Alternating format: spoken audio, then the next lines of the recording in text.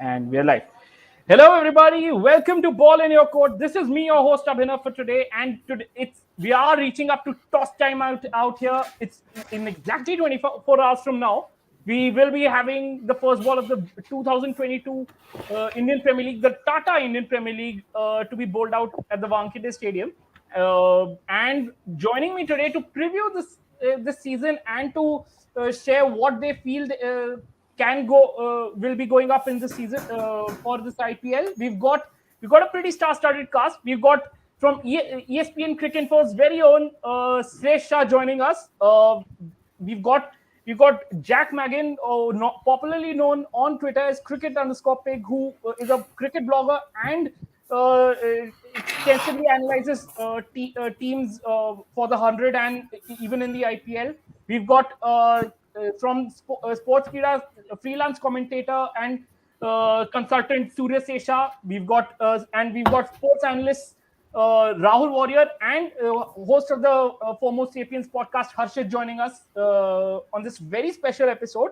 So welcome, gentlemen. Now the ball is in your court to see how this IPL will shape up. So I'll start with you, Sreshth. Your expectations from the 2022 IPL. What are you looking forward to see in this IPL? So obviously this IPL is a unique one because of the mega auction shuffling the teams all around. So want to see which team sort of hit the blocks running fast and to see whether we can get any sort of results or assumptions which can show us which teams will dominate for the next 3 years or maybe even next 5 or 6 years. So that's what I'm looking forward to see, which team will be the new Mumbai Indians, the new CSK, and to see whether these teams like Mumbai and Chennai can actually still continue the legacy. Absolutely. I'll come to you, Jack. Your expectations from this IPL. What do you think? What do you want to see?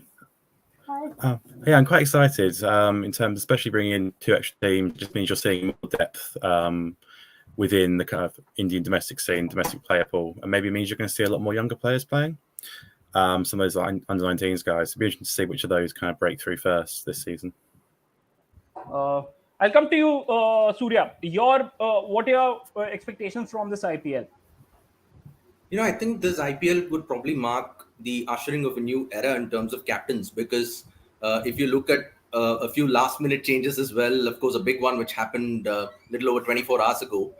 Now we are potentially looking at 8 captains who are either captaining an IPL franchise for the first time or they're captaining only in their second year, be it Sanju Samson or Rishabh Pant, or you're looking at other captains who have shifted from one franchise to another. So, barring Rohit Sharma and Kane Williamson, you're essentially looking at 8 relatively new captains, either for the franchise or let's say as far as their captaincy experience in general is concerned in at this level. So, I think we could be ushering a new era as a result of this, and with 10 new teams coming, with 10 teams overall, thanks to the 2 new teams coming in, I think it's set up nicely because it could give us a foresight into what Indian cricket's future leadership could potentially look like. Okay, so that's a pretty interesting call. I'll come to you now, Rahul. What do you think? My expectation is that it's a lot more responsibility on the younger Indian players with 2 new teams. And so, yeah, I'm looking forward to seeing, more talent being allowed to shine, take on more responsibility.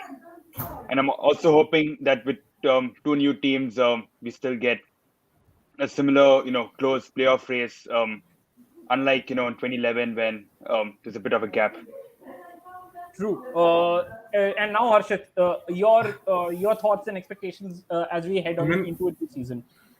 My biggest expectation is to see a new winner, probably one of DC, RCB, Punjab, or one of the 2 new teams to lift the trophy. Enough of MICSK. That has to end someday. The other thing, rightly, as a lot of people have already said, since 2 new teams have been added in, the Indian squad depth will be tested. A lot of younger Indian players would get a lot more chance, and they've already gotten a lot of prize at the auction.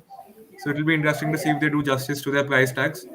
And yeah, hopefully a great season. That's set a good tone to our episode today. And now I'll head to you, Jack. we'll talk about the team, the defending champions, and the team that probably created the biggest noise in the last 24 hours, the Chennai Super Kings. I want to hear from you what do you feel are the strengths and the weaknesses that this side has, and what could be the possible playing 11, knowing the fact that there's no longer an MSG as a captain, and they will most likely be missing out on the Deepak Chahar for a pretty substantial part of the season. Yeah, so CSK, I think, are probably a sort of maybe middle of the road team after the auction this year. I think they've the strength is definitely comes in their batting stability. They've got a lot of players in there, sort of Rayudu, Otapa, Conway if he plays, etc. Gaikwad, that you expect to be able to bat through the innings, kind of 130, 135, strike rate. I think they're kind of struggling a little bit in terms of their hitting, perhaps. I mean, Jadeja can pace hit at the end, but I don't see a lot of kind of explosive finishing in there necessarily. I think Chahar is a really big loss for them because he does balance that side out and being able to hit the death, and obviously he'll bowl as 4 and bowl through the power play. Of course, there's that huge news in terms of Dhoni giving up the captaincy to Jadeja. I don't think in practice it'll make that much difference. One of the main reason I think that Dhoni's captaincy was useful for them is that he used his spinners really well. And Jadeja, of course, has been there for years watching him do it, and obviously is also one of those spinners, and you'd think he would know when he was best bowling, for instance. In terms of kind of best 11, it's kind of hard to see where you don't know exactly how they balance out. I'm thinking something like maybe Utapa at the top of the order, maybe with Conway. Then you could look at something like Moeen at 3, maybe Rayudu at 4, maybe Shivam Dubey at 5, Jadeja 6, Bravo 7, Dhoni 8, Hangalgekar 9, and Milne Tikshana at 10, 11. Is probably how I would go with this, I think. Though I think it's very likely they will put Conway in the side. Jack, so have you? Where are you considering Ruturaj Gaikwad somewhere? Because I think I think you've missed him out. In your 11. Yeah, sorry. Yeah, to open with Utapa, apologies. I just left him off my list. So I probably wouldn't be playing Conway. I'd probably play Tikshana instead. However, I think they probably will go with Conway. My theory for that was just simply that they already have a lot of players who are very good at anchoring, and Conway is a great anchor, but so is Gaikwad. Utapa is good at that, so is Rayudu, etc. And I think with having Tikshana and Moeen, if and when he's available, and Jadeja, you've got a really, really strong spin attack, and you can really attack through that mode essentially, and make it kind of their point of difference. They're the team that bowl, 8 to 12 overs of extremely high quality spin a game. Okay. So it's a very interesting call you've made with Mahesh Tikshana, because I think they do lack because Tikshana can bowl up front in the power play and has that mystery that a lot of teams have not faced before. So I think your suggestion that that CSK might want to use him to kind of give them some sort of an edge in the power play, which they now lack with Chahar's absence. It does seem to make some sense that they put in a Tikshana, because I think also teams don't know what exactly he's about, unless especially because of his lack of international experience as well. So it's a very interesting lineup, and I think with that I think I'll come to you now, Harshit. Your hometown team, Delhi Capitals. What do you think their strengths, weaknesses are, and what could be the possible playing 11 that they go for? I mean, I think there are two things. For the first match, of course, they are a weaker side. 5 of their 7 foreigners are not available due to various reasons. So for the first match, I don't have any expectations for them. But yeah, overall throughout the season, I think they have a very solid gun top order. I think the top 6 of of Warner, Shaw, then Pant, Marsh, Sarfaraz, and Rovman, Powell. So this is a top 6 that I can get behind, and I can back them to post an imposing total, or at least chase them down. It's the bowling lineup that I'm actually worried about, because the last 3 seasons, Rabada, Avesh, and Noikia, it was always going to be tough to replace them. But I think they've done a below average job, in Khalil, Sakaria, and Thakur. And all 3 would actually start the first game, is what I believe, since there are no There is no Fizz, no Ngidi due to quarantine. So, I mean, I think the bowling lineup has suffered in the auction. It'll be tough to see how Ponting gets his through, but yeah, the batting looks strong. Uh, uh, I mean, you've lost a significant amount of your hitting in the middle, in your middle order, especially with Stoinis not being there. But you now have a Rodman Powell coming in, and it's, I mean, that's somewhat makes up. But yes, your point about the bowling being significantly weaker, because I think you've lost your you lost a Ravichandran Ashwin in that power play middle overs phase, and then you lost almost the entire pace attack that had done so well for them. Nokia is currently recovering from injuries, and also they are in a bit of a trouble. But this still, I think that top four does if that top four fires, it's stop whatever you're doing and just watch. It's just Yeah. watch scenario. Then I mean, it is a very interesting call you've made. I think it's because. I'll come to you now, Soorya. One of the new boys in town, Gujarat Titans, very odd auction from Nehraji and company. And so, what do you think? What are the strengths? What are the strengths they have, and the weaknesses that you feel that they have to try and plug with, and the starting 11 that you would want to go for? I think their strengths, it's very clear that they've got a gun bowling lineup. When you've got 4 overs of Rashid Khan, it more often than not becomes a 16-over contest in any case. And if you couple that with an enforcer through the middle overs like Mohammad Shami and, Lockie Ferguson as well to complement him. And if they find a way to fit in one of the finest white ball finger spinners in the country right now in R. Sai Kishore, then I think they can really give opposition batting units a real tough time.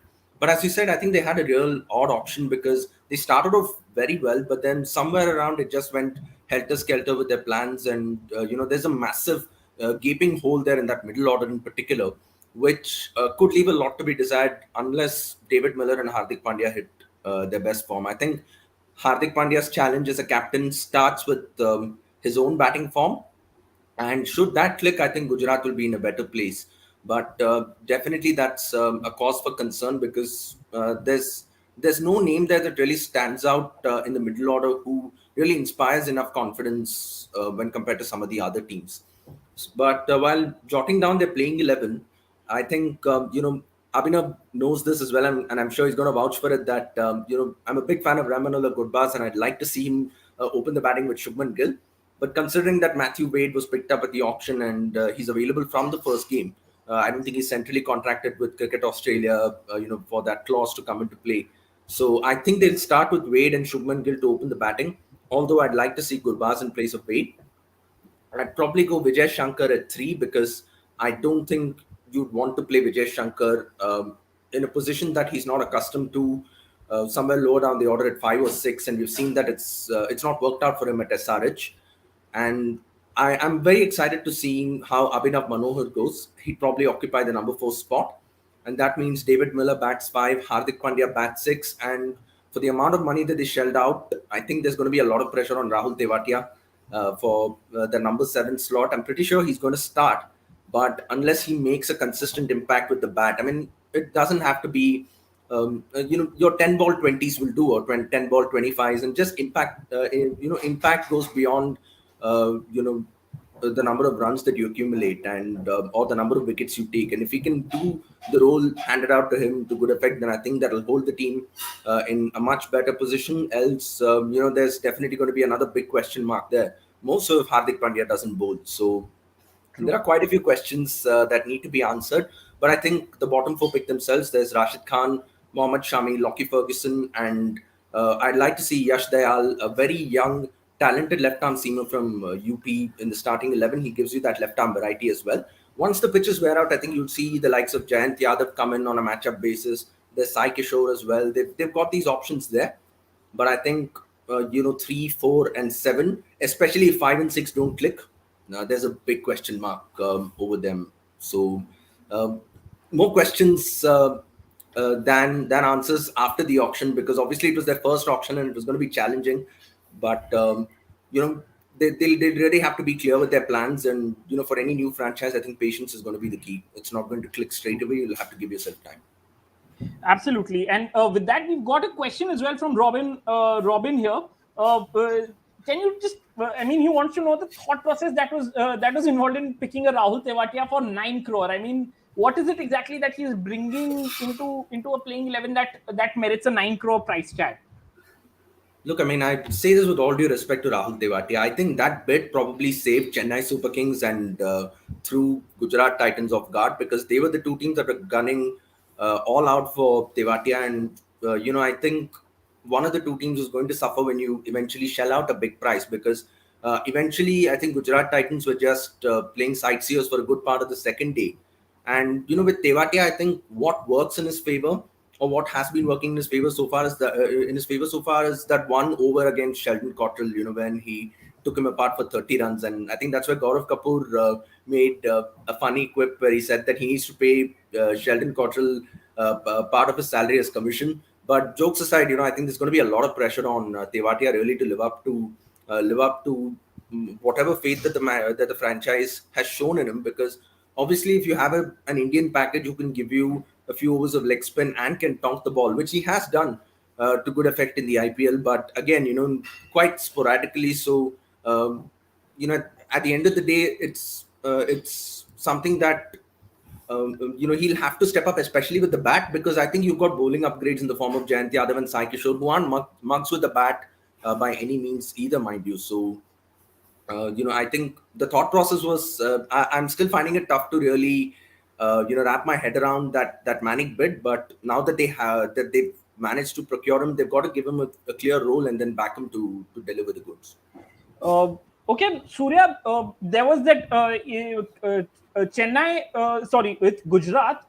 If Hardik Pandya doesn't bowl, does it open up the chance that somebody like a Dominic Drakes comes in, because they'll probably need somebody to fill up those overs of pace that they'll miss out from a Hardik? Is there an opening that is available for somebody like a Dominic Drakes to come in, because he has performed in the CPL and has that epic knock from the previous year's final to show for it? So, what do you think? I mean, is there a possible angle to slide in a Dominic Drakes into that Gujarat 11?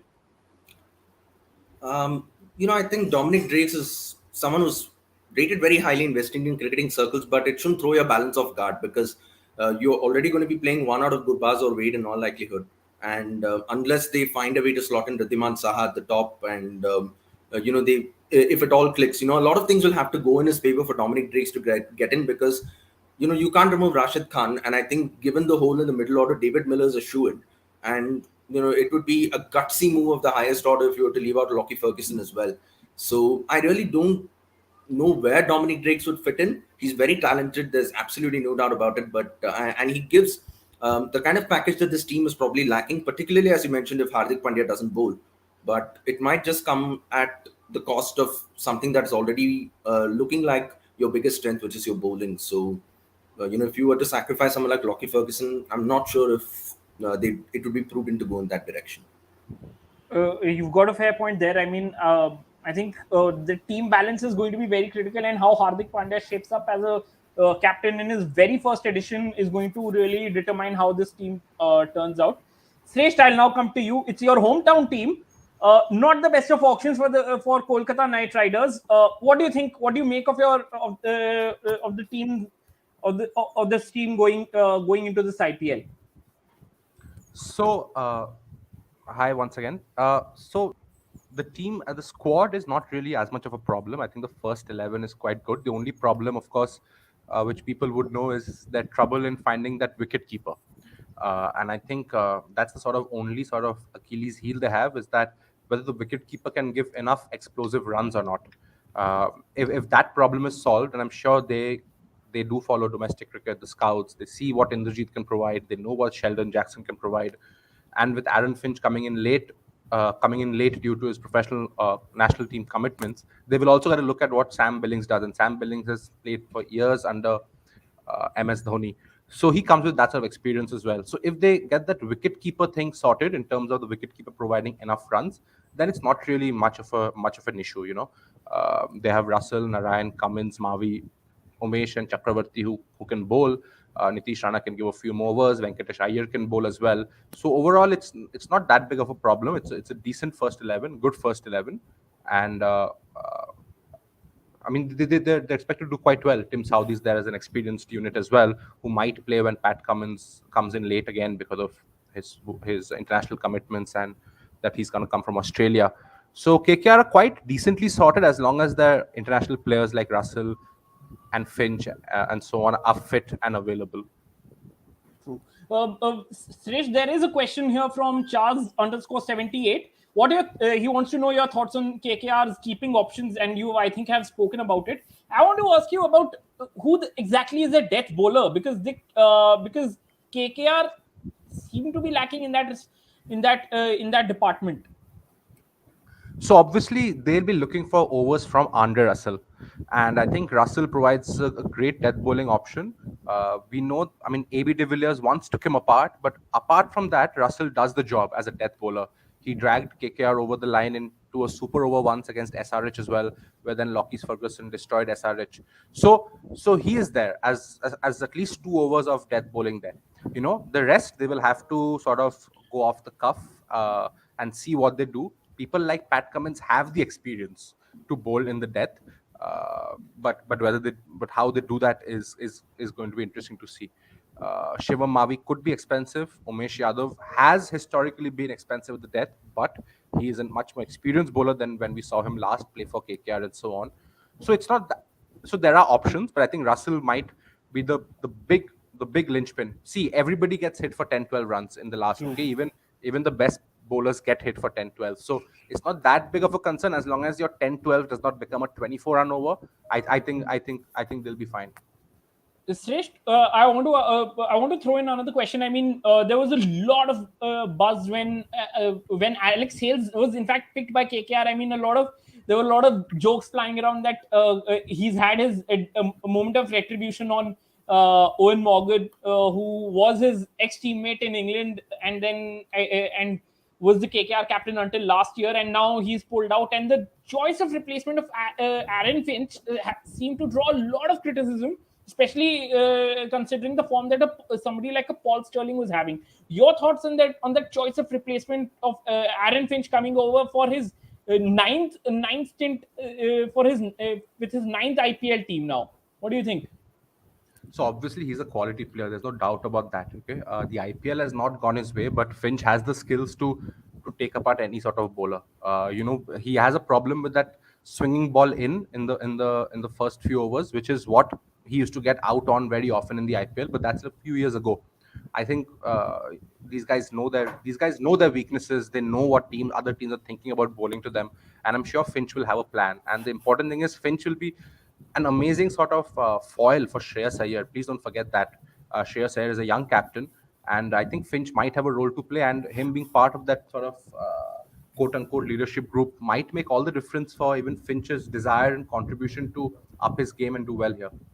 True. Also with this, I have had another question that is there a possibility that KKR might want to think that with the first few games that Finch being in Pakistan with his national team, is there a possibility that they might want to see what somebody like a Sheldon Jackson or a Baba Indrajit offer at the top of the order alongside Venki Iyer, and let Sam Billings play at 5 and bolster up the middle order finishing part, or do you think that it's Ajinkya Rahane's spot sealed up over there at least?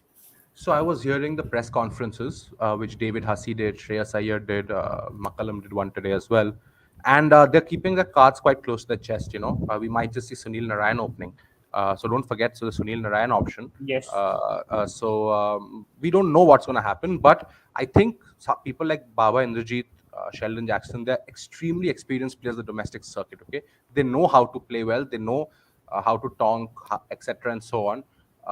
Rahane, on the other hand, I just have a concern over how good he is at clearing the infield. I mean, even when he's mistimed a shot, you know, people like Narayan can do that. That even if it's mistimed, it goes over the infield in the power play, which is why he's so dangerous. So I think they might just start with Rahane at first, just due to his experience. But as the tournament goes on, it is going to be his form which dictates how the others, where the others fit in, like Indrajit and so on.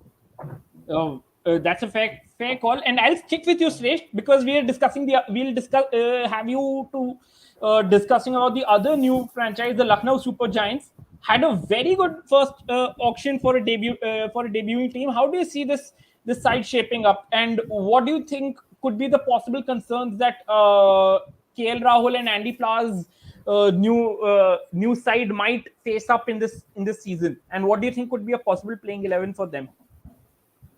So let's start with the playing 11. I was writing a bit about LSG. So I think they have one of the strongest playing 11s going to the team, going into the competition. Firstly, they have, I think, 8 bowling options in the first 11, which is awesome. So I'll just rattle the names out. We have KL Rahul and Dickok opening the attack. I mean, opening the batting. Then we have Manish Pandey, who will be very interesting to see what type of Manish Pandey turns up. Number 4, we have Stoinis. 5, Deepak Hooda. 6, Krunal Pandya. 7, Holder. 8, Gautam. 9, Bishnoi. 10, Avesh. And 11, Dushmanta Chamira. So they can essentially bat till 8, which is Gautam, or even bat till 9, Ravi Bishnoi. And they have 8 bowling options with Stoinis, Hooda, Krunal, all. From number 4 onwards, everybody can bowl. So I think they are one of the best teams in terms of the auction. And I think they're the top 4 contender for sure. The only thing is that Holder and Stoinis will come in late, so they have to try and see that they don't sort of fall off the charts early in the competition while they miss these 2 important all-rounders. But even while they are not there, there are other options. Evan Lewis might be available. They might play just 3 foreigners. They might get another batter in, like Manan Vora at the top. So they're quite well sorted. Once the full team is available, they are one of the strongest contenders. And Gautam Gambhir is going to bring that sort of off the field psyche to pump this team, warrior instinct, all these things. And I think they'll do very well. There's Deepak Hooda and Krunal Pandya together, but I think their sort of issue in the past, I think I'm sure in the first day of the team meeting, Gautam Gambhir or Flower must have told them to shake hands, hug it out, and forget about it. And I think something like that will even rejuvenate the team together. They will say, the other teams think that we are going to self-destruct, but let's show them how we will not, and how we will sort of use this energy to get even better. So I think you will see a great jugalbandi between Hooda and Pandya. I'm looking forward to batting partnership between them, and even you'll see the camaraderie in the field between them is going to be amazing. It's one of the better teams this season. Sreshth, we've got a question here from Inderveer Singh, and it's a very interesting one. How do you see Andy Flowers' role in Lucknow, especially with somebody like a Gautam Gambhir who visibly was calling the shots during the auction, and even in all the media interactions, it's been Gautam Gambhir who's been fronting up mostly, and Andy Flowers has been mostly invisible to everybody. What do you think? How do you see this dynamic between Gambhir and Andy Flower playing out? Both are quite respected cricket thinkers. Like Andy Flower has a great CV. He's coached England and so on. He's coaching the IPL as well. I think he's going to be more of a man manager in terms of figuring out where people are in their batting bowling spaces. And I think Gautam Gambhir is going to be sort of the motivator, the person who's going to teach them the noose on how to go over the line and so on. So it's going to be like a good cop, bad cop sort of thing going on in the team, where Andy Flower sorts the issues which people have with their batting, bowling strategy.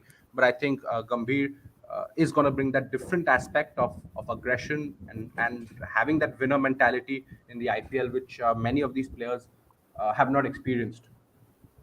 Absolutely. Rahul, you seem to have some sort of you wanted to have a word on Lucknow. Yeah. Hi, Sreshth. I just had one question on Andrew Tye, because Mark Wood is ruled out, which is a bit disappointing from a neutral's point of view. And they've gone with the Andrew Tye as a replacement. There was a lot of excitement about Blessing Mazharabani being the replacement, but then he's, I think, just a net bowler now. So do you think, what's your thoughts on Tye as a replacement, and will he or Chamira start? So I think Chamira will start because the decks will be fresher. He's quicker bowler. But remember, the number of games being so high in these 4 stadiums that it's going to deteriorate.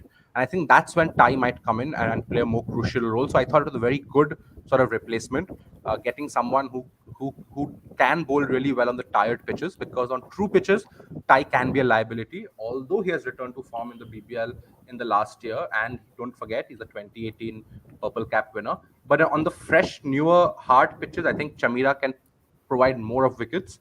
Tai can be a liability, but on the back end of the season, you might see that. And about the Muzarabani thing, it's a very interesting thing that they've got him in the bubble. In case someone like Chamira gets injured or someone gets COVID positive or something, he's a direct. I mean, it's going to take maybe 1 day or 2 days for the IPL technical committee to approve Muzarabani in the squad. So it's a great idea to have him in the presence, because I mean, Lucknow have thought of these things in advance, thinking that maybe mid tournament you might need a Muzarabani. Absolutely. And Sreshth, I had another question. I mean, we know how, Manish Pandey has struggled in the recent past at SRH, but is the Manish Pandey at Lucknow Super Giants at number 3 purely was it a Gautam Gambhir call that he felt that this is a guy who he's seen before, has worked with before at KKR, and could he be this sort of a guy in that middle order who will around whom the batting can rotate?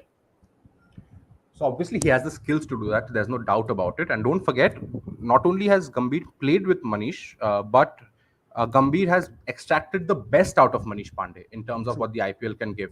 So I think Gambhir has that connect with Manish Pandey, and maybe Manish Pandey also enjoys his company. In his formative years, Gambhir had played a big role. So in that sense, I think Pandey is going to be in a good space here, and that might just translate into how his batting is. But about your question, I think Manish Pandey at 3 will be given a role of 125, 130 strike rate. And that opens up someone like KL Rahul to bat at a 150 strike rate, the KL Rahul when he first came into Kings 11 Punjab or Punjab Kings. And we can see De Kock and Rahul going very hard, knowing that in case they get out, one of them gets out early, Pandey is the foil.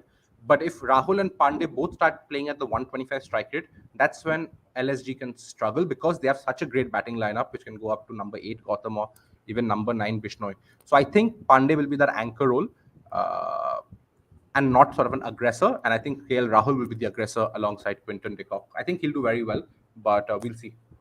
There's another question which is coming from Inderveer, and he's popped in with a very interesting one. He said, is Lucknow as a team too much of an owner-managed team? That he said that Sanjeev Goenka has been present everywhere, and what are the cons of a team which has been which is managed by the owner, and is it just too much of an involvement on the owners, meaning too much of a pressure? Don't forget that this is the same owner who almost won an IPL and lost it by just 1 run a few years ago with Pune. And an owner who has the guts to make captaincy changes which can push you towards the title, as he did with Pune, removing Dhoni. So that is one thing. The second thing is, I think owner-driven teams or promoter-driven teams, as people call it, actually have a higher ability of succeeding, because the messaging is clear. It's a one-directional messaging.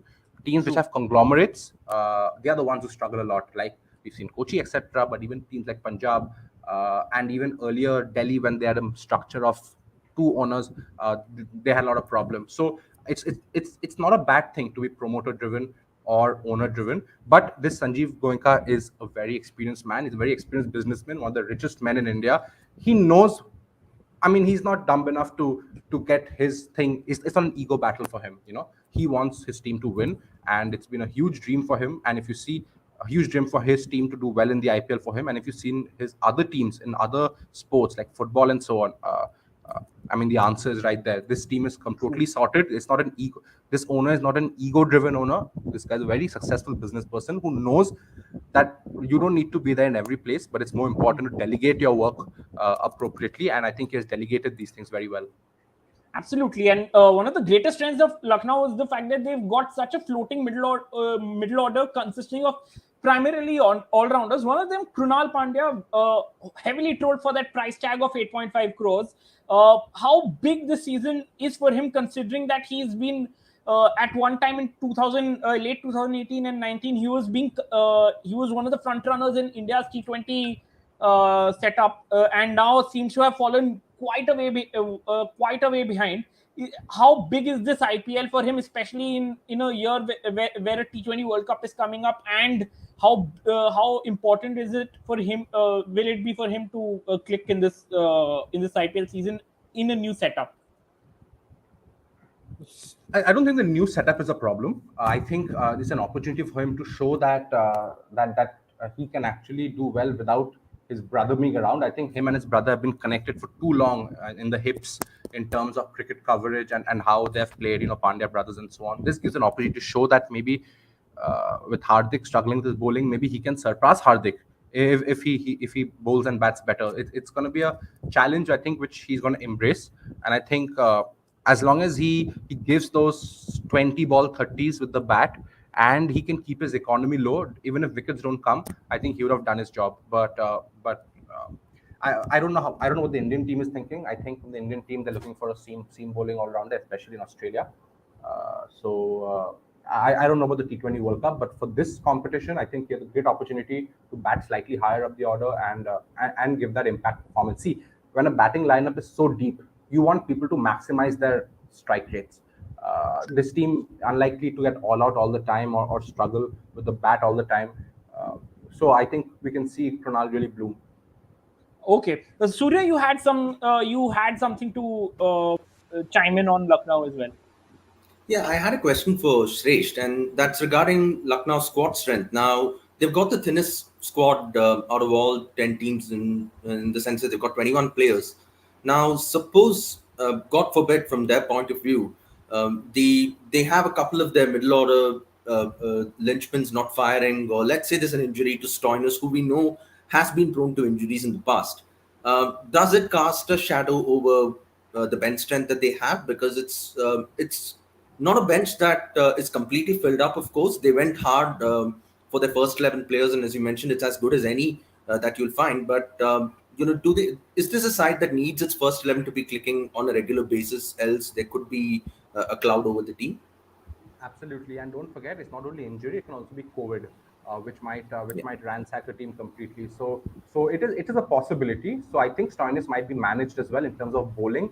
He may not bowl all the time. I think he may not bowl unless needed as well. So I think that's what they'll do with Stoinis. Yes, there is an issue with their bench strength, which is the number one thing. But there are people like Evan Lewis and so on who can come in at number 3 and push everyone one place below, and their bowling will not get hampered. Kyle Mayers is a bit of an unknown quantity in IPL, so I think they'll go for Evan Lewis first. So Lewis at number 3 and everybody pushes one place down. I think that does solve the problem because they have enough overs in the squad as a whole. Fair call. We now go to Soorya, the 5-time champions, the most successful team in the history of the tournament, Mumbai Indians.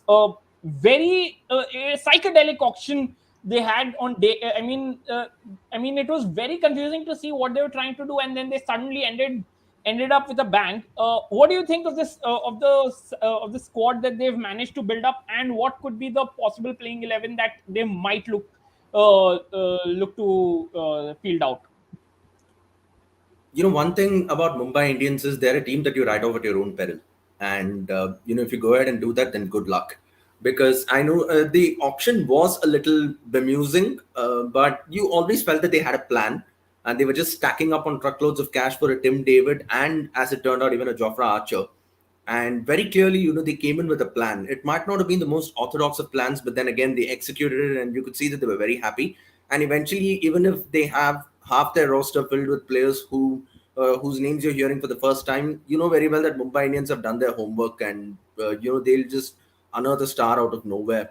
It's happened with the Pandya brothers before. It's happened with Jasprit Bumrah as well. So I think on that basis alone, you can bank heavily on Mumbai Indians. But I think the best thing that went in their favor in the auction was the fact that they managed to get back Ishan Kishan. So what that means is that this dynasty that they've created over the last 3 or 4 years hasn't taken as big a hit. I think the one big name from that nucleus which is missing is, of course, Hardik Pandya. And they've always known to go in with their 2 overseas fast bowler strategy. But this time around, I'm not really sure if they're going to be able to do that. Obviously, they don't have Jofra Archer for starters. And at the same time, I think you look at the fact that they don't have Hardik and Krunal Pandya there at 6 and 7, who take care of the fifth and sixth bowlers' duties and allow you to play specialists on either side of that batting order, you could see a bit of a change. But I think there are a lot of options that they've given themselves once again. So, I like some of the Indian names that they've picked up. Someone like a Sanjay Yadav, for that matter, could be a like for like for Krunal Pandya. They've got an overseas option there in Fabian Allen too, who I think was one of the buys of the auction at base. And I think if we start by looking at their playing 11, or at least the 11 I would go with, it's pretty certain Rohit and Kishan will open the batting with Surya Kumar Yadav at 3. I expect Tilak Varma to bat at 4. There's a lot of there's a big buzz around Tilak Varma, and he could really light up the tournament too. For all you know, I think he's being touted as one of the next big things. 5 and 6, I mean, you got two big gunslingers there in Kyron Pollard and Tim David. And at number 7, I guess that's where the question arises. They've got Daniel Sams and they've got Fabian Allen. They could go with Sams if they want that seam bowling option up front. And then maybe once the pitches wear out, Fabian Allen comes into the equation as well. And then thereafter, they've never heavily invested in a spinner, particularly since, their association with Harbhajan Singh came to an end. So they've still got two very decent leg spinners to choose from in Mayank Markanday and Murugan Ashwin.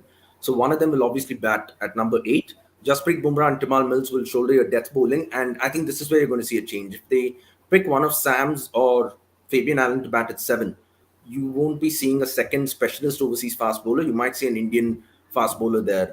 They picked Jaydev Unadkat, and I guess under lights at the Wankhede Stadium, he could be a power play enforcer. He could just swing the new ball and give you wickets up front, because Mills and Bumrah are, as reliable as they come as far as your death bowling is concerned. So they've got enough options to play around with. So suddenly, if they want to throw in more velocity in the form of Riley Meredith, then they probably play Sanjay Yadav at number 7, have him do the Krunal Pandya role, and get Riley Meredith there. So you have Bumrah, Mills and Meredith, and you don't want to be a speedometer in that case. It's going to absolutely shoot over the roof. So I think, as I mentioned, there are a lot of interesting options that they've given themselves. Kyron Pollard's always there to chip in with an over or two if required. And Tilak Varma, I heard, bowls a bit of off spin. I'm not seeing much of it, to be very honest. And, I think once again, because of the kind of options that they've got, as far as some of their batting all-rounders, if you can call them, or batters who can give them a few overs, I think you can see them be very flexible. But again, all of what I said might just not transpire, because suddenly, you might see Rahul Buddhi or Ramandeep Singh take the field on the first day. Mumbai just have this knack of throwing the cat among the pigeons from the word go. They did it with Marco Jansen last year. They've done it with Mayank Markanday, Rafiq Salam. They have this reputation for doing that. So I think that they aren't as bad as maybe some might portray it to be. But I guess again, it's Mumbai Indians' legacy and reputation which makes them a victim. They're a victim of their own reputation and legacy. I guess that even if there's a bit of a downgrade from their last roster, it makes you feel that way. Surya, there's something that Mumbai had been doing so well was in the last couple of years with Trent Bolt fielding out for them, and they were getting those wickets in the power play with regular consistency. Now with that cover gone, and now they have somebody like a Timal Mills who's more of a death overs specialist. How do you think that that will impact somebody like a Mumbai, whose traditional strength has been to raise the team down in the first 5-6 overs with a left arm pacer up front? Absolutely, I think that's definitely a question that needs to be answered, because Timal Mills generally doesn't operate in the power play in itself. I think he's someone who tends to bowl in the middle overs as a partnership breaker and then gives you 2 at the death. And obviously, you want to leave Jasprit Bumrah open, and you don't want to be rigid with him. I mean, 2 overs of Bumrah at the death is written in stone, but you really don't want to exhaust Jasprit Bumrah on the power play, because you want him to come on and then suddenly break a partnership, in the middle overs. So suddenly you've got Glenn Maxwell and Virat Kohli batting. You want to break that partnership. Jasprit Bumrah is your man. So it's a question that needs to be answered. And again, I'm just banking on the fact that Mumbai will have a plan. They're a side that does its homework beautifully, and this is something that we see on the field only for 2 months. But there are a lot of sleepless nights that just go into it. We just know that the backroom staff of Mumbai Indians will have their plans chalked out really well. So do not be surprised if Jaydev Unadkat suddenly becomes a wicket taker in the power play, because under lights, I think he's in the right franchise for starters. He'll have a clear role. And under lights in Mumbai and even in Pune, where he once had a dream season, for Rising Pune as well, it could just work out for him.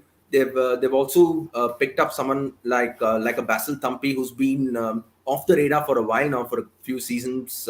Can't remember the last time he played an IPL game, probably back in 2019.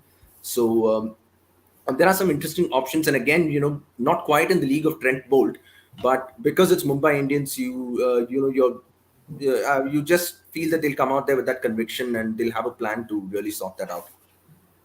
Fair point, and I mean, Sreshth should know, and I think you've also alluded to the fact that Mumbai have that penchant of throwing in an unknown rookie in the first game of the season, and there's been a lot of buzz about this Mohammad Arshad Khan, who apparently they bought him for base price, and even last this year, I think somebody like Parthiv Patel, who probably is scouting for Mumbai, was saying that we hope that we can get him.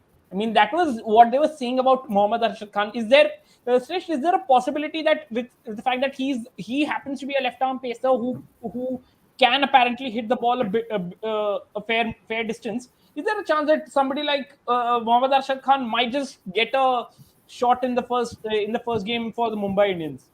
Soorya, Sreshth, anyone who can. I don't think so, to be honest with you. If they really need a left-arm pace, a bowler who can hit it a long way, they have Daniel Sams, and they can maybe adjust elsewhere to find someone else. I think what Mumbai do really well is that if they think there's an X-factor player like Arshad you're talking about, they will hide that player till the right moment. Not reveal it so early. So I don't see it happening. I think they will start in a conservative manner. And from there they will see how Unadkat does, how Murugan Ashwin does, and how Timal Mills does, and then I think they will take these calls. I think it will be too far-fetched to think of that, because even someone like Tilak Verma playing is, for Mumbai standards, a bit off-field choice. They usually go on experience and then look at the X-factor players. Tilak Verma is one of those players who are breaking those norms for the Mumbai setup. So I don't see this happening. There's a very interesting comment from a user called Sir Benjamin Stokes, and he said that it's a 2018 kind of season for MI. Who knows? This probably might be.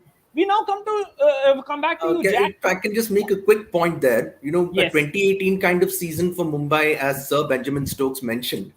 Traditionally the mega auction year has seen Mumbai Indians quote-unquote struggle by their standards, and struggling by their standards is basically not making the final and winning the cup, or just missing out by net run rate, or by a point or two.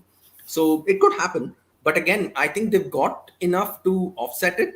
And even otherwise, Mumbai Indians are a side that has dominated the last two cycles. They're a team with a long-term vision. They just look to build this dynasty over a period of time. So, it could very well transpire in the manner that Sir Stokes mentioned. But, as I mentioned at the start, you write off a team like Mumbai Indians at your own peril. We now come back to you, Jack. We come to your favorite team in the IPL, the Punjab Kings. Out of nowhere, they suddenly had the craziest of auctions, and probably on popular choice, they probably went off with the strongest side.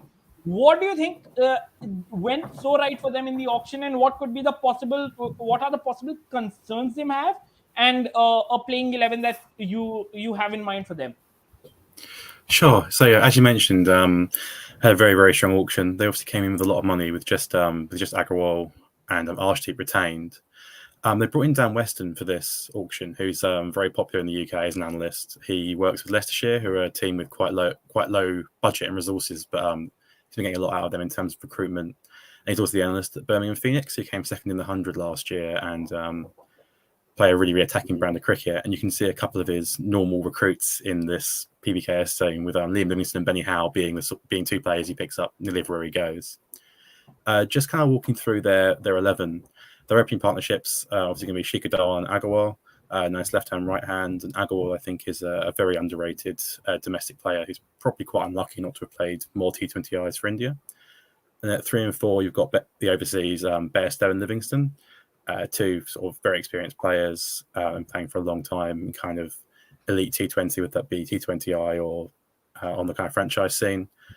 So both of those hit the ball very hard, and they're both very kind of high intent options.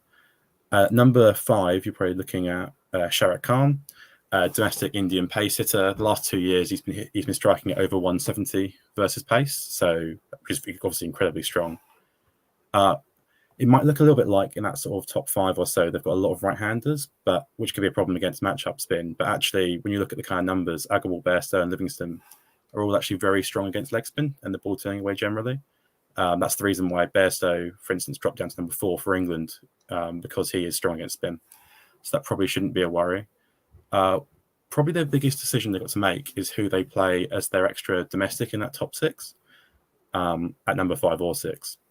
I think probably the most popular option, kind of I've heard anyway, would be Raj Bauer, the India Under-19s player, who looked incredibly strong at the Under-19 World Cup.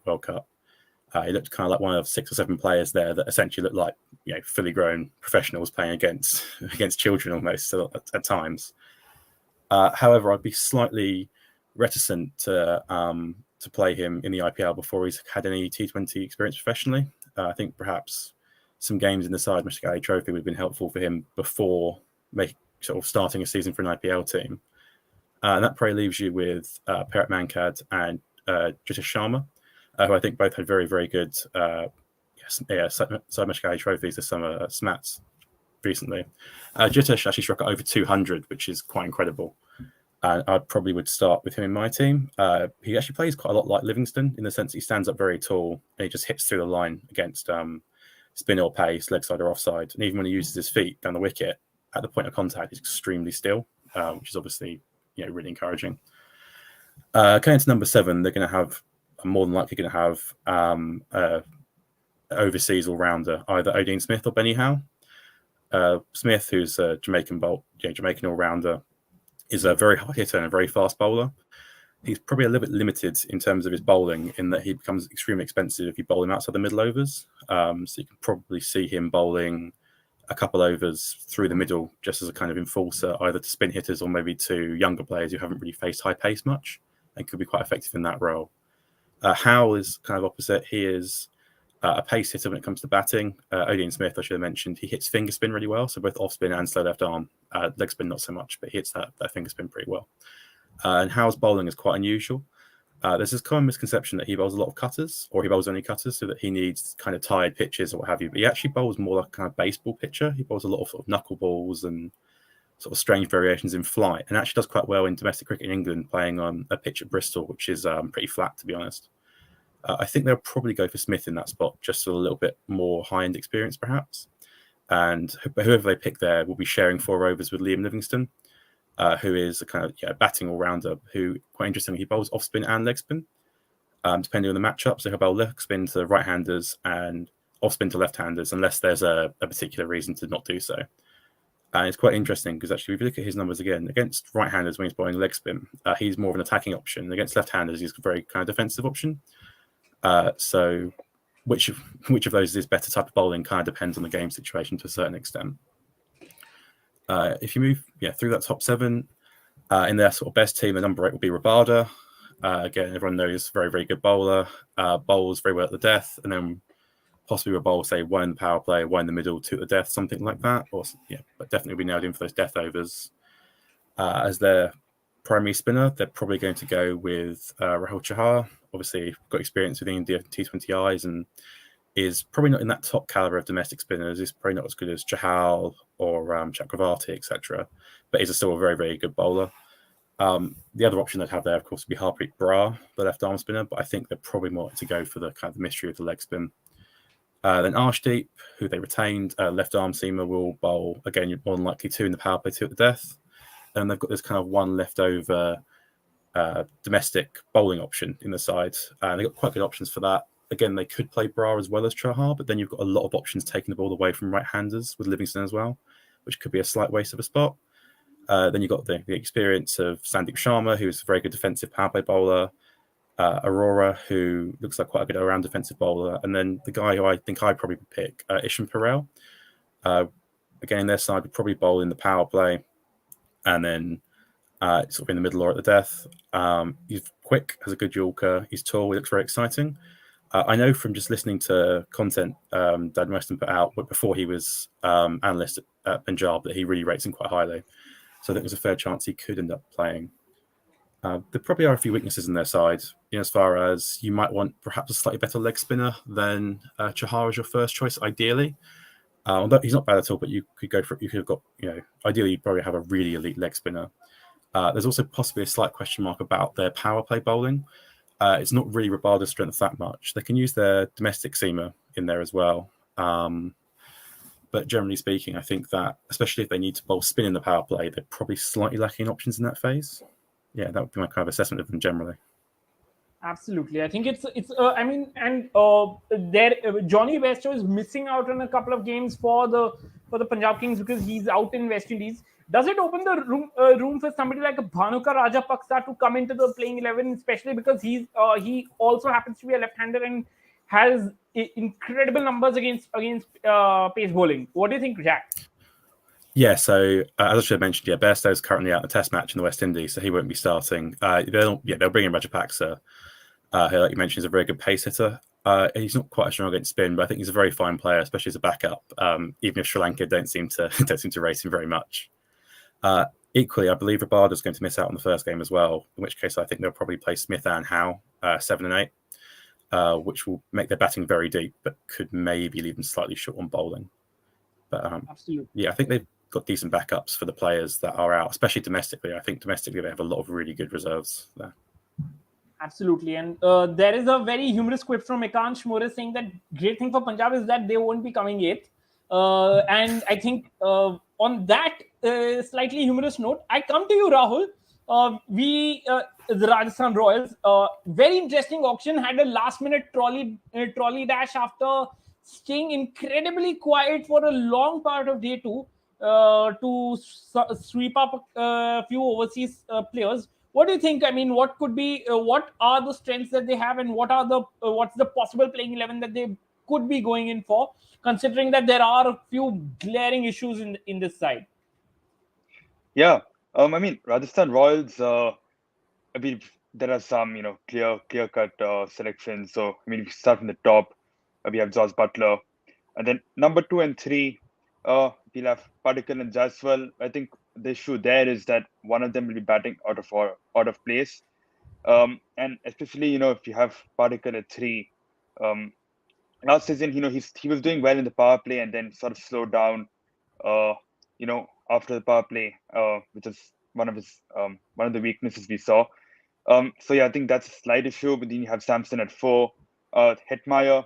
Hetmeyer is a quite exciting purchase for them. He'd be at 5. Parag at 6. I think it's a bit of a lot of expectation on Parag to deliver as the finisher. Might be asking for a lot. In which case, they could potentially have Jimmy Neesham playing as one of the pacers, as one of the all-rounders. So then you'd have Neesham maybe at 6, Parag at 7. Ashwin and Chahal are clear-cut selections, as well as Bolt and Prasidh Krishna, for the price that he was bought. But yeah, if you're looking at the balance, there's a mix of left-hand, right-hand bats, and have some exciting batters there. But if there's one of the main concerns is their lack of batting depth. So even if you have Neesham at 6, Parag at 7, it still feels a bit light. And then it might mean that the top order bat out a bit more, a bit of a reduced intent, which may not be the most optimal way to go. So that's with regards to the batting. But when you come to the bowling, I think Ashwin and Chahal together, it's quite interesting to see it'll be quite interesting to watch how they go about the business. Trent Bolt outside of Mumbai, we'll have to see, how he goes. But I'd be interested to see, especially I think his 2020 was good. Last season, maybe this dropped off slightly. So yeah, and then there's a lot of expectation on Prasidh Krishna as well, for the price he was bought at, to be consistent and deliver with the ball. Looking at the other options they have Rassi Van Dussen, but I don't really see him getting a lot of look in. Daryl Mitchell similar, just because they will start with Butler and Hetmeyer as the batting overseas options. Navdeep Saini is there as an alternative to Prasidh. But yeah, I think this is the depth. It's a bit of a worry. There is a question from Sir Benjamin Stokes once again. Why did RR pick somebody like Devdutt Padikkal, who is again an opener? They had an opener already in Jaiswal, and that too at a significantly high price tag of 7.75. I mean, what is the rationale behind going in for Devdutt Padikkal, who obviously is talented, but is he going to bat out of position? And considering that he does have a bit of a weakness against spin bowling, especially against the ball turn, especially against off spin, he seems to find a bit of a struggle. Yeah, no, I fully agree, and I'm still wonder. I mean, it's probably that they're paying for potential, and he did have, he's had a good couple of seasons. Maybe not as aggressive with the bat of the power play, but no, they're paying for potential. But then, like I said earlier, it's either him or Jaiswal batting at 3, and considering Jaiswal's been with them for a few years now, you would think they will want to optimize. They will not want to shunt him in a position. So yeah, I think either way, it's a bit of you're losing a bit. So yeah, I'm just. It may be a bit asking a bit too soon, to have off Padikkal, suddenly have a vastly improved game. Absolutely. I think, and I think with that, we there is again a pretty humorous quip from Ekansh Morris saying that RR sacked their best performing person, the admin of the social media account. Such a shame. I think it's kind of making a bit of a buzz out on all media platforms right now that they've let him go due to some fracas that happened. And with that, I'll stick with you, Rahul. It's your favorite team. You're a fan of RCB. Completely new era for them. Faf du Plessis coming in as becoming their new captain, and suddenly they seem to have. For the first time, they seem to have a quality bowling attack on them. What do you think? What have they got right? What could possibly go wrong for them, and what is the possible playing 11 combination that they can be going in for? Yeah, so starting with the auction, I think they did quite well overall. To assemble, fairly balanced squad. I think the Faf du Plessis, I think, was the big surprise for some people for the price that they went up to, 7 crore. And I too was a bit surprised that they went that high, Faf, but you can still understand that he brings the experience. And given that they needed a new captain, they've gone for the experience of Faf instead of giving it to Maxwell or, for example, Dinesh Karthik. And in considering those two bat in roles that they need a bit more, it's better for them to focus on that specific role that they've been given.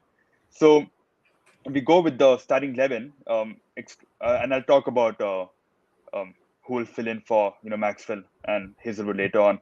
So we start with Faf up front. Anuj Rawat, I think is as a left-hand bat. It's been interesting to see. He hasn't really got much of a go in the IPL so far. So I think it's a smart buy. Virat Kohli at number 3. Maxwell at 4. At a role where he did extremely well last season. He'll be expected to keep that consistency going. Mahipal Lomrod at 5. Again, another left-hand bat, spin hitter. Again, he's not had a consistent go in the IPL, but he had one good game against Punjab Kings last season when he took down Adil Rashid. So he batted 5. Dinesh Karthik at 6. Clear role, pace, finisher at the death. Hasaranga at 7. They spent big on him again. If he comes well, I think that would be provide massive value to RCB. Bowling leg spin in the middle overs, sort of replacing Chahal in that leg spin role. Harshal Patel at 8. Again, expect it's good, that he's come back to the same franchise where he did so well last year.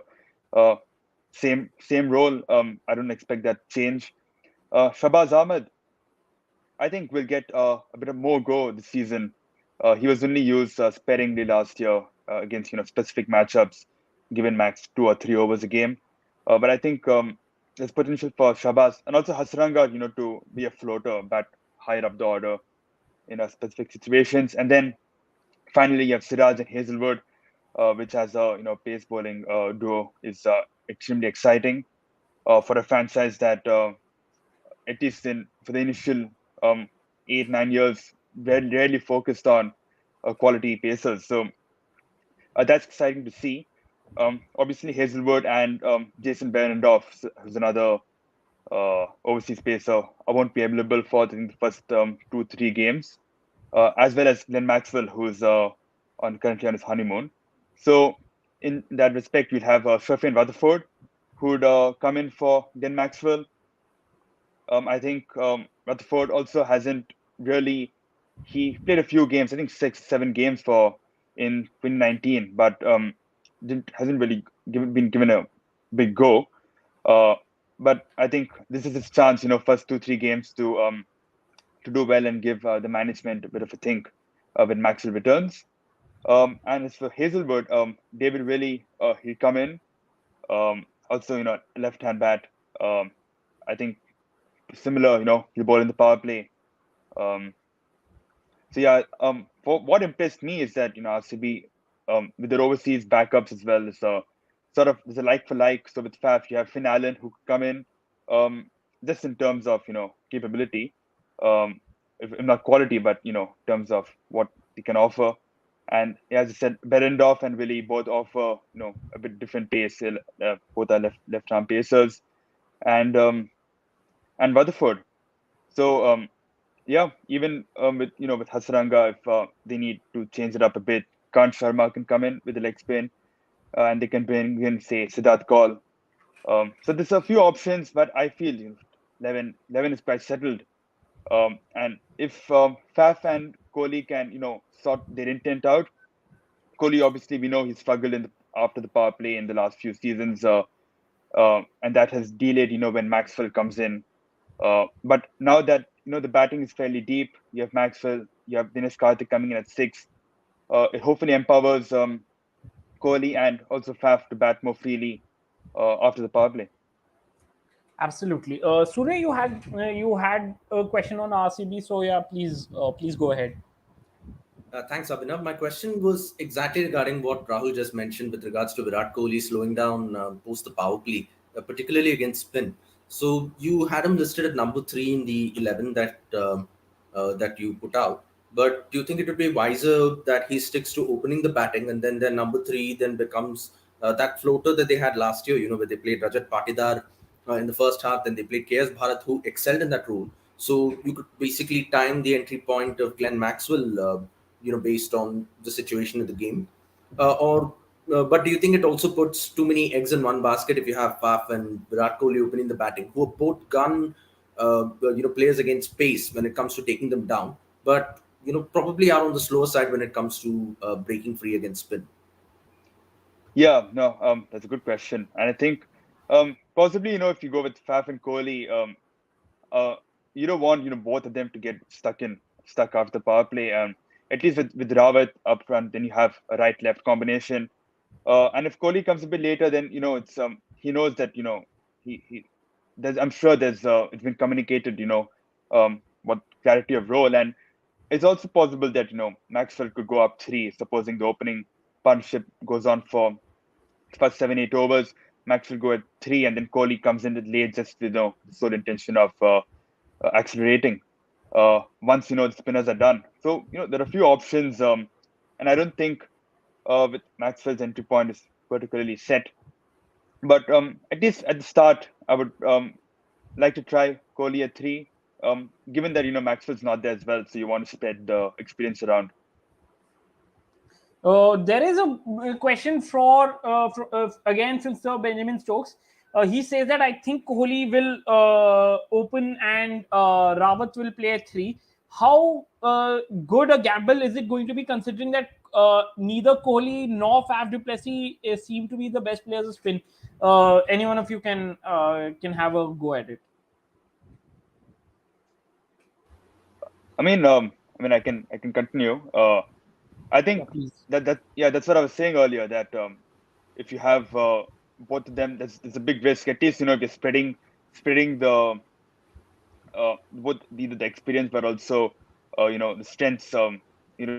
In terms of spin hitters. So if you have Rawat and then you have this keep alternating them, I think that would be the way to go, at least at the start. And then we'll have to see, and if we can get the Kohli back of, I'm not saying we'll see the Kohli of 2016 back, but at least 60% of that, it would make a big difference.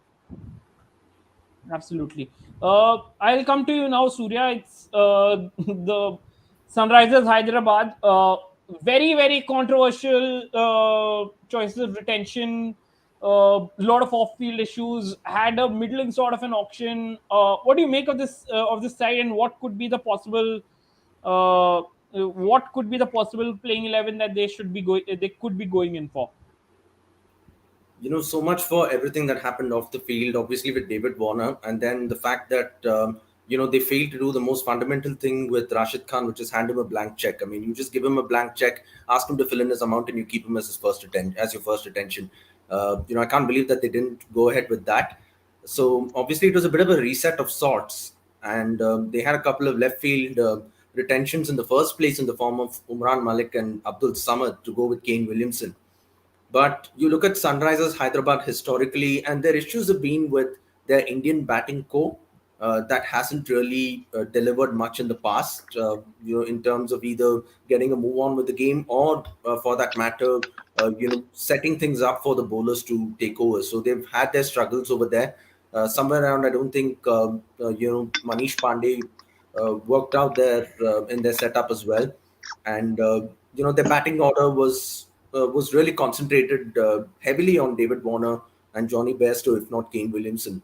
But then you cut across to their squad right now, and you feel that the same issues continue to linger. They're still relying on an overseas batting core because they've just got new personnel in the form of Nicholas Pooran, for whom they shelled out a lot of cash, and there's Aiden Markram as well coming into the setup. And then they've got Kane Williamson, who's coming in with no cricket under his belt since the Kanpur Test. I mean, he's had that dodgy tennis elbow issue, which you never know. He's not had a full season in a while now, since 2018, I suppose. So, that's another area of concern. It's very clear, Mutaya Muralidharan had given an interview to Sportskeeda where he mentioned that Abhishek Sharma will open the batting this year. So there's going to be added responsibility on Abhishek Sharma's shoulders, in terms of setting things up front and even going hard in the power play. It's a role that he's been used to doing for Punjab and the Syed Mushtaq Ali, but it's going to be a different ball game altogether, and he'll have to be back to the hilt. They've made one good upgrade in the sense that they managed to sign Rahul Tripathi, but for a side that made no purchases in the marquee set in the auction and had truckloads of cash, I'm surprised that they got neither Ishan Kishan nor Shah Rukh Khan. And, again, their auction plan was a little muddled. And then there were off-field issues again after that with Simon Katic suddenly deciding to part ways with the franchise. And his only role was sitting there at the auction table. So, I think a year ago, I was previewing SRH with you, Abhinav, in fact. And, I was raving over their team culture and how it would make for a good case study. But I don't know how things have just gone completely topsy-turvy. So, it's pretty much a reset, and they'll have to sort their combination right. They'll have to sort their Indian core and try and put that into place, and obviously hope that things click right from the word go. I don't think availabilities are an issue, which is a good start, but once again it just seems like a bit of a lopsided roster where they've packed their side with a lot of bowling options, but then you feel that there's a little more that's been left to be desired on the bench as far as the Indian bench strength is concerned with the bat. And coming to the playing 11, I think as Mutaya Muralidharan mentioned, if you were to take his word, I think Abhishek Sharma and Kane Williamson are going to open the batting, which means you'll probably see Aiden Markram at 3 and Rahul Tripathi at 4. Both of them interchangeable, perhaps. Tripathi could do what he did for KKR and bat at 3, and then you could have Markram at 4 too. Nicholas Puran will probably bat at number 5, and he's going to don the keeper's gloves as well. But my big concern now is once again, over Abdul Samad and whether they'll be able to get the best out of him. He's a quality player, someone who's known to take down spin for fun, and even the kind of bowlers that he's deposited over the fence in the IPL. High quality bowlers like Bumrah, Nokia, Pat Cummins, etc. So I hope there's a good season in store for Abdul Samad and he's used well. I don't know if Marco Jansen's available for the first game. But since they're probably playing on the 29th, he might just be. So it's going to be a toss-up between Marco Jansen and Romario Shepherd. You want a little more tonking, you go for Romario Shepherd. If you want the better bowler, then I guess you go for Marco Jansen. Washington Sundar obviously bats at number 8. And, it's going to be a big test for him too as far as his power hitting is concerned. And then they've got to pick 3 out of their 4 Indian seamers vis-a-vis Bhuvneshwar Kumar, T. Natarajan, Umran Malik and Kartik Tyagi. And considering they retained Umran Malik before the auction, I'll be surprised if they don't unleash him in the first 11. So, suddenly, for a side or a franchise that is known to be very, assured in terms of their strategies, even if they were crippled in terms of their resources, after everything that happened last year, you really don't know how they're going to turn up this time around. So my only wish is I hope 2 wishes. One is I want to see Abdul Samad have a good season and being utilized well, and I hope Kartik Tyagi manages to get good game time as well. Absolutely. Sreshth, you had something to say about SRH. Yeah, I think Soorya made some great points, but all of you, Abhinav knows that I like a good quiz. So I have a quiz question, which is what franchise has featuring Rashid Khan has ever won a T20 franchise competition? Can anybody answer? Athlete Strikers is the only one, but he didn't play the final in. So in the answer is BBL. none. So the answer is none. Okay, so I think Sunrisers did the. It's okay what Sunrisers did. I think it's important sometimes to have a think of the idea that the sum of a team is more important than an individual. I think there were some things about negotiations and stuff which didn't work out with Rashid Khan. But the point is that we've seen the RCB. You can have Gale, ABD, and Virat Kohli, and you will not win a competition. You need 8 or 9 people to do well for you in the team. And I think Sunrisers might have figured that out. That I think all the focus on Rashid sometimes does not work as well as you'd like, and maybe it is okay to move away from Rashid Khan and check out what other options are. So I think in that sense, it's a decision it's a difficult decision, but I think they have thought it through, and I think they've eventually decided to live with the consequences of it. And I think they found some solutions by getting Bhuvaneshwar and guys like that back.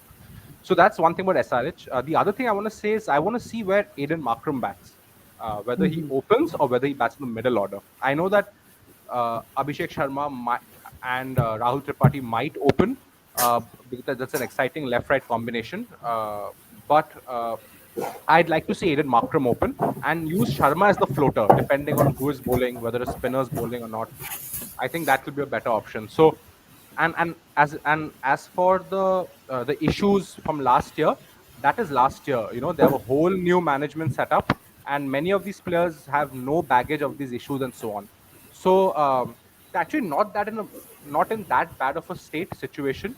It's just that I wish that their auction went a little better for their sake. There is potential in the young Indians, but a lot will depend on which version of Kane Williamson plays and how consistent Nicholas Puran is. I think those will decide the competition for SRH. Absolutely. Well said. And there is again, Ekansh More has once again popped in. He said that I think SRH has the best Indian fast bowling lineup and their batting looks decent.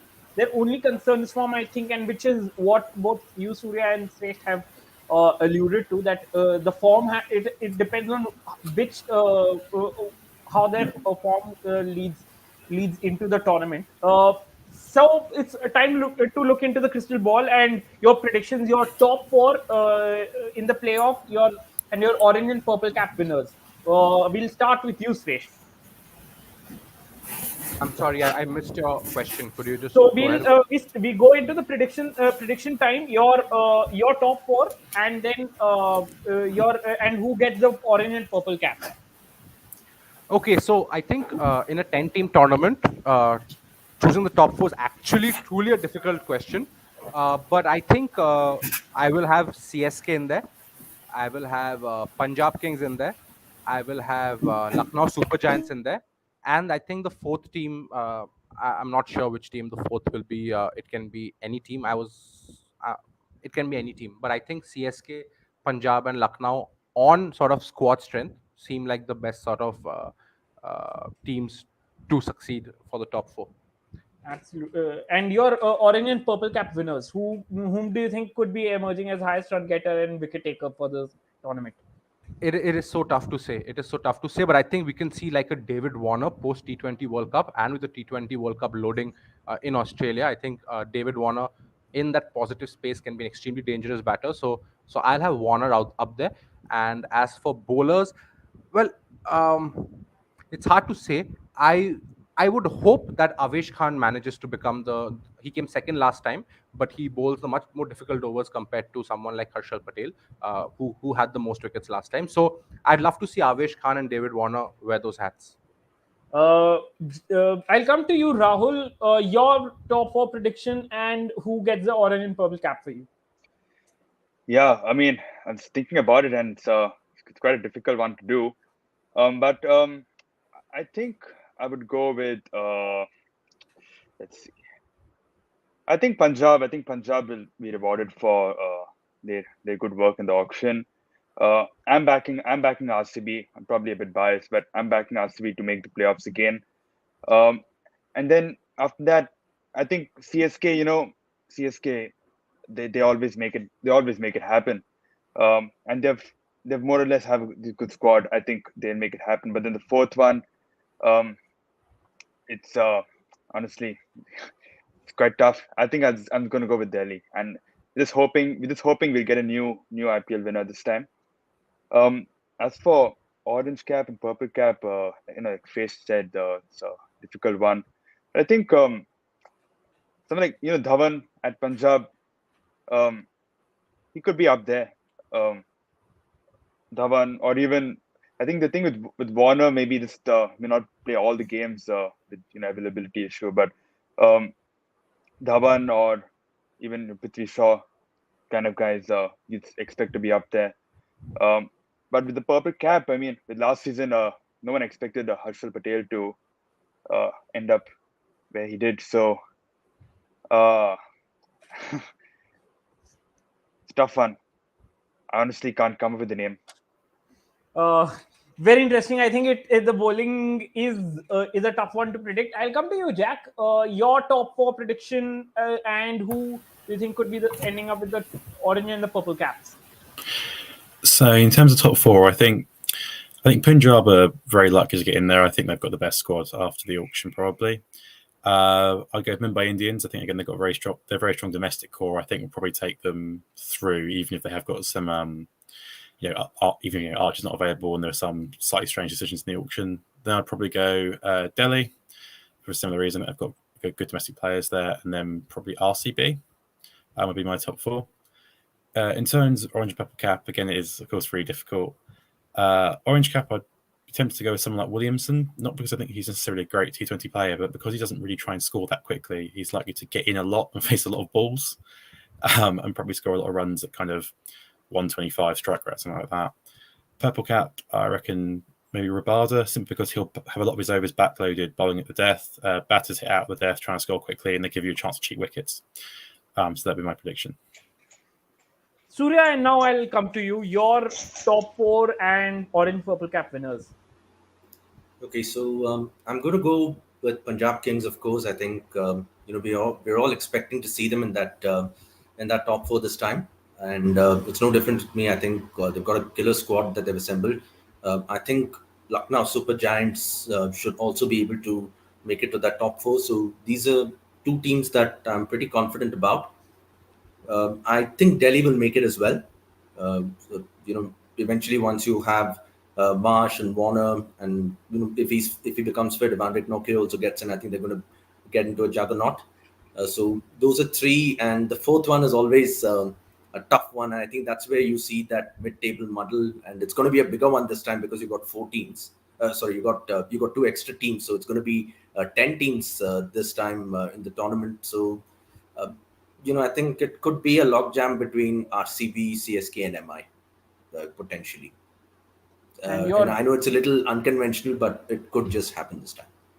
And who could be your who you predict for your orange and purple cap holders?